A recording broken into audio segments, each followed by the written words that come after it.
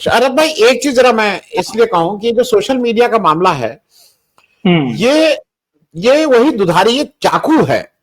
चाकू भाई, हाँ, एक एक जो सभ्य आदमी है वो चाकू से फल छीलता है, सब्जी काटता है, और जो एक आदमी उसी चाकू से किसी की हत्या भी कर देता है चाकू मार के। हाँ, हाँ, तो अभी हाँ, जो मैं ये फर्क इसलिए समझा रहा हूं कि बाकी विपक्ष की हत्या अभी तक करने की कोशिश पूरी तरह से बीजेपी से होती थी। मैं बिल्कुल दावे से कह सकता हूं कि जिस तरह से मीडिया को कंट्रोल किया गया था शरद भाई, हाँ, भारत जोड़ो यात्रा का कोई नाम लेने वाला नहीं होता। भारत जोड़ो यात्रा भी उसी तरह की कोई यात्रा होती जो चंद्रशेखर जी की यात्रा थी। चंद्रशेखर जी की यात्रा को कुछ लोग जो उनके जान पहचान के लोग थे, जो उनके प्रति जिनका एक सम्मान था, रिस्पेक्ट थी, उनसे कनेक्ट था, उनको पता था हाँ एक कोई यात्रा हुई थी। लेकिन भारत जोड़ो यात्रा को भारत जोड़ो यात्रा के जैसा बनाने में मेरे हिसाब से सोशल मीडिया का एक अहम रहा है। सोशल मीडिया का पूरी दुनिया में लोग ये मानते हैं कि 2024 का चुनाव मोदी जी को हराने में एक बड़ा रोल सोशल मीडिया का रहा है। इसको कोई डिनाई नहीं कर सकता है। मेरे हिसाब से जो वोट चोर गद्दी छोड़ का मामला है वो भी सोशल मीडिया रहा, क्योंकि अगर ये सिर्फ मीडिया रहता तो इसको कब का ये मैनेज कर चुके होते, इसमें कहीं कोई बात ही नहीं हो रही होती। इन सारे बैकग्राउंड के साथ शरद भाई, मोदी जी जो एक एक समय अकेले खिलाड़ी थे इसके, अब मोदी जी के पास ऐसे खिलाड़ी सामने, उनके जो प्रतिद्वंदी आए हैं सोशल मीडिया के, वो इतने पढ़े लिखे, इतने अच्छे, इतने सटल, हर चीज पे को ठीक से हैंडल करने वाले। और आज जो जो ग्राउंड रियलिटी है कि चाहे विपक्षी पार्टियां कोई हो, कांग्रेस हो, आरजेडी, ये सारी, ये उनसे they are much ahead than BJP on the social media front. मैं इस ओवरऑल सोशल मीडिया पे, क्योंकि मोदी जी का जो सबसे बड़ा हथियार था आज क्या उनका सबसे बड़ा दुश्मन बन गया है शरद भाई।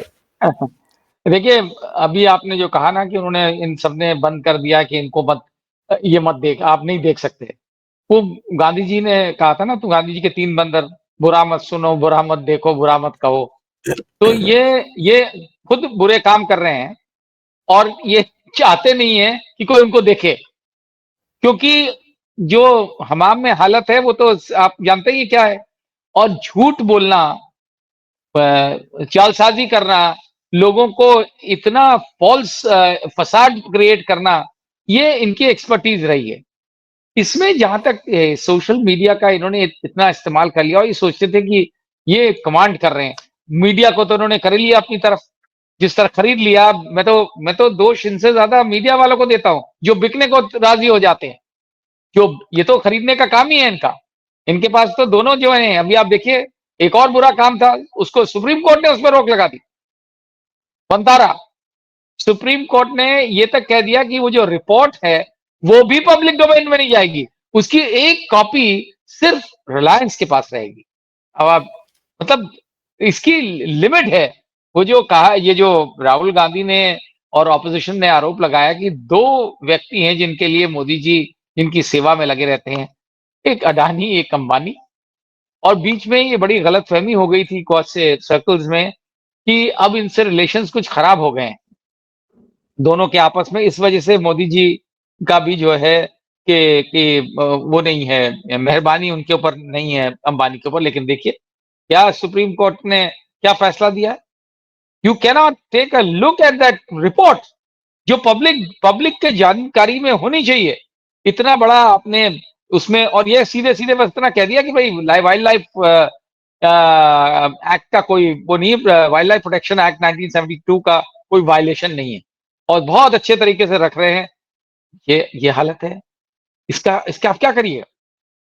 तो इनका इस वक्त पूरा ऑब्जेक्टिव ये हो गया है कि जितने भी काले कारनामे हैं उनके ऊपर पर्दा डालना, कुछ भी ना हो। अब चाहे, अब वो आपने देखा होगा, उसके लिए भी मना हो गया। क्या क्या मना होता है, बुरी चीज वो भी थी, entire political science. Entire political science, क्योंकि दुनिया में सिर्फ एक ही व्यक्ति के पास है। तो कोर्ट ने भी आदेश कर दिया कि ये किसी को कोई देखने का किसी को अधिकार नहीं है। अब लेकिन वो क्या करते हैं, 2016 में अरुण जेटली और अमित शाह ने खुद ही उसकी कॉपी बांट दी थी प्रेस कॉन्फ्रेंस में, तो सारी दुनिया के पास पहुंच गई। अब पता नहीं क्यों। अब यही देखिए अन भाई, ये होता है कि जब आदेश, डिक्टेट जारी किया जाता है, तो डिक्टेट में ये नहीं देखा जाता है कि पीछे क्या हो चुका है। बोले नहीं, अब नहीं दिखाना है। तो आपने कल देख ली है एंटायर पॉलिटिकल साइंस, तो आप खुश हो लीजिए। क्योंकि आगे देखने को नहीं मिलेगी। वैसे ही मैंने तो उसमें एक और चीज डिस्कवर करी थी कि उनकी जो बीए की डिग्री थी, बार-बार अरुण जेटली उसमें कह रहे हैं एक्सटर्नल कैंडिडेट थे, एक्सटर्नल एक्सटर्नल वो एमए में भी हैं। एंटायर पॉलिटिकल साइंस भी एक्सटर्नल कैंडिडेट है, इसीलिए वो अकेले हैं बेचारे, कोई और कोई नहीं है उनके साथ। तो बीए की डिग्री में एक्सटर्नल कैंडिडेट जो लिखा था, फिर मैंने उसको ढूंढा कि एक्सटर्नल कैंडिडेट क्या होता है। तो देखा कि 60s में, लेट 60s में दिल्ली यूनिवर्सिटी ने एक स्कीम स्टार्ट करी थी फॉर विमेन जो एजुकेशन कंटिन्यू नहीं कर पाती हैं, उनके लिए without attending the classes they can be they can take the exam. तो ये फैसिलिटी दी गई थी उनके लिए। अब मोदी जी कैसे उसमें, अब ये तो अजीब सी, वैसे ही है भाई, देखिए मोदी जी की कुछ भी मुमकिन है। जब 1983 में वो ईमेल कर सकते हैं, डिजिटल कैमरा उनके पास हो सकता है, तो अगर विमेन की फैसिलिटी है उनको मिल गई तो उसमें क्या बुरी बात है। लेकिन ये सब आप देख नहीं सकते हैं, अलाउड नहीं है। तो ये ऐसे ही होता है, चोर चोरी के तरीके जो बताता है, तो वो आप देख नहीं सकते हैं। चोर की चोरी आप पकड़ सकते हैं लेकिन पब्लिक को नहीं बताएंगे। सारा मतलब इट्स अ शेम, इससे ज्यादा बुरी हालत नहीं हो सकती। अब जो रिसेंट इसमें, चाहे वो अडानी हो अंबानी हो, मतलब इतना ज्यादा ब्लेटेंट है कि उनके कारनामों को आप पब्लिक नहीं देख सकती। ये इससे ज्यादा आप बताइए मुझे तो। जो जो बर्थडे सेलिब्रेशन होता है, हो रहा है, उसमें मुझे बिल्कुल जिस तरीके से हो रहा है, मनाया जा रहा है बर्थडे आज, और मनाया गया है सुबह से अभी तक, जिस तरीके के आदेश जारी हुए ऑफिशियली मिनिस्ट्री से, अलग अलग जगहों से, स्कूल्स के लिए, मुझे तो याद आ रही है उसकी, नॉर्थ कोरिया की। नॉर्थ नॉर्थ कोरिया में इत्तेफाक से मैं किसी डेलीगेशन में था आज से 40 साल पहले, और वहां पे प्योंगयांग में, जो नॉर्थ कोरिया की कैपिटल थी, तो वहां ले जाया गया। उस दिन किम इल सुंग का बर्थडे था, और किम इल सुंग के बर्थडे मुझे बड़ी इसकी याद आ रही है आज के दिन खास तौर से।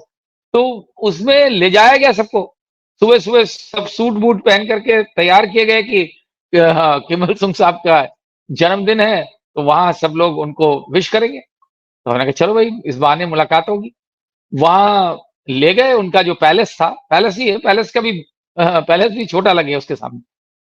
उसके गेट पे एंट्री पर ही उनकी बहुत बड़ी मूर्ति थी, तो वहां खड़ा कर दिया गया। तो खड़े, हमने कहा शायद थोड़ी देर में एंट्री मिलेगी। फिर वो ऑफिशियल्स आए और सबको गुलदस्ते दिए गए कि आप गुलदस्ते चढ़ा दीजिए। तो हमने कहाँ चढ़ाए, तो पता लगा मूर्ति पे चढ़ाइए। तो आप सोचिए, मैं I was shocked out of my wits. मैंने कहा यार, ये कैसी जगह आ गए जहां हमारे यहाँ तो जो भगवान को प्यारा हो जाता है उसकी मूर्ति पे फूल चढ़ाते हैं। लेकिन वो रिचुअल किया तो बिल्कुल वही याद आ रही है, आज की डेट में वैसे ही हो गया है। और वहां पे हर बच्चा, हर व्यक्ति, आदमी, औरत, बच्चा, टीचर, दुकानदार, सब हर एक के एक बैज लगा रहता था, आवर ग्रेट लीडर कॉमरेड किम इल सुंग। वो हर एक के पास वो एक, और सब यूनिफॉर्म में रहते थे। और जहां चले जाइए आप पूछिए कि ये ब्रिज किसने बनवाया, तो बोलते थे आवर ग्रेट लीडर कॉमरेड किम इल सुंग। आप पूछिए स्विमिंग पूल किसने बनवाया, तो वो बोलेंगे हाय, मतलब मजाक हो गया था। Everything was attributed to one man. ये वही हम जा रहे हैं, उसी डायरेक्शन में हम जा रहे हैं, और जो शायद आधे से ज्यादा दूर जा चुके हैं। और ये कहाँ ये ले जाएगा हमें अल्टीमेटली, क्योंकि ये तो शुक्र है कि कम ये सोशल मीडिया ने अब एक्टिवली जिस तरीके से काम, और सोशल मीडिया के लोग, जैसे आपने उन दोनों महिलाओं का, लड़कियों का नाम लिया, ऐसे ये डिजर्व करते हैं वाकई में। तब बहुत बहुत तारीफ, काबिले तारीफ है, क्यों हिम्मत है इनमें, और सच बोलने की का जज्बा है, जो बहुत जरूरी है। हमारे यहाँ तो प्रॉब्लम यही है कि हम झूठ के सामने नतमस्तक हो जाते हैं, चरणों में गिर जाते हैं, और सोचते हैं कि वाह हमने क्या काम किया, और अगला सोचता है कि मैं तो भगवान हो गया, अब तो भगवान डिक्लेयर हो गए। भगवान, हालांकि एक चीज मैं बता दूं आपको बिफोर आई क्लोज, एक चीज बता दूं, जब ये नॉन बायोलॉजिकल की बात आई, तो हमारे शो में ही एक पत्रकार ने कहा, बड़ी अच्छी बात कही। उन्होंने बोला कि आप बार बार नॉन बायोलॉजिकल की बात करते हैं, तो आप ये क्यों सोचते हैं कि भगवान हो गए। अरे भाई, नॉन बायोलॉजिकल तो जिन और भूत प्रेत भी होते हैं। तब मुझे एहसास हुआ कि हम बड़े गलत ट्रैक पे जा रहे थे। अब ये उनको कब एहसास होगा, मुझे लगता है सोशल मीडिया ही कभी उनको एहसास दिलाएगा।